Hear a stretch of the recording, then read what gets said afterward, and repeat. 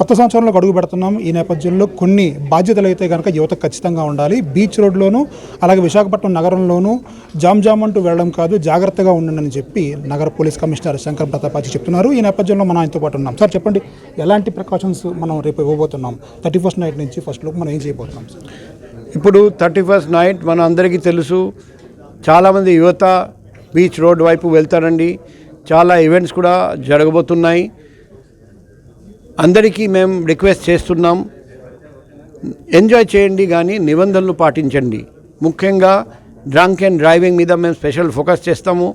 అదే మాదిరిగా car racing, bike racing, modified సైలెన్సర్తో పెద్ద శబ్దం చేసుకుంటూ డ్రైవింగ్, ఇవన్నీ, తర్వాత ట్రిపుల్ రైడింగ్, దీని మీద స్పెషల్ ఫోకస్ ఉంటుంది. అక్కడ ఆరిలోవా దగ్గర జూ ఉంది, అక్కడ తపస్సులు కాల్చేస్తే పశువులకు ఇబ్బంది, అది చేయకండి. సముద్రంలోకి వెళ్ళి స్నానం చేయకండి రాత్రిపూట, మీకు ప్రమాదం.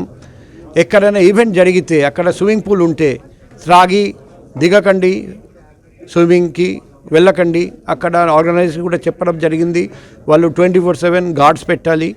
అదే మాదిరిగా ఆర్గనైజర్స్కి మేము చెప్పాము, కెపాసిటీ మించి ఎక్కువ tokens, coupons, tickets, passes issue చేయకండి. అందరికీ, మీ దగ్గరికి వస్తున్న అందరికీ అక్కడే పార్కింగ్ ఫెసిలిటీ ఏర్పాటు చేయాలి. రోడ్ మీద పార్కింగ్ మనం అలా చేయడం లేదు.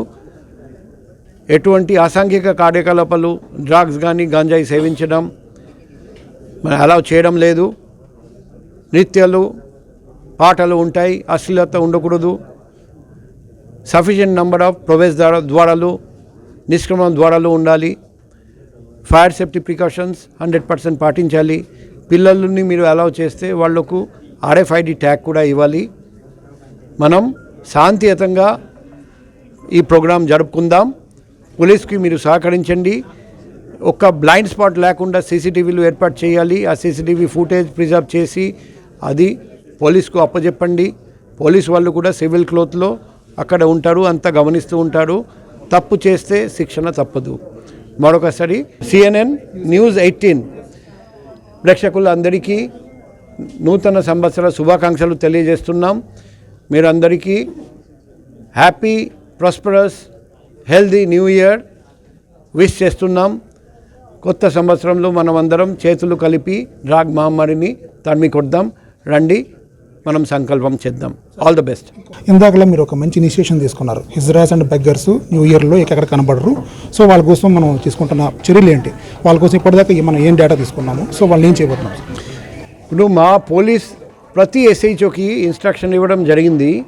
బై 31st December 2024 మన ఊళ్ళో ఉన్న ప్రతి బెగర్ అండ్ ప్రతి హిజ్రా గురించి డేటా కలెక్షన్ చేయమని చెప్పాము.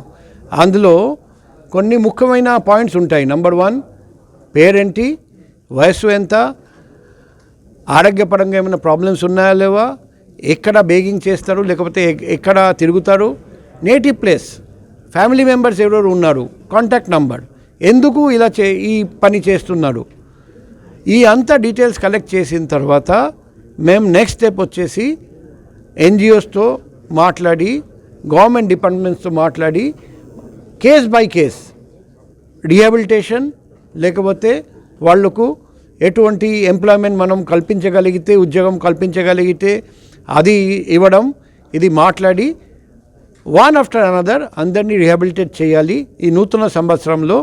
ఇదే మా సంకల్పం. Thank you sir.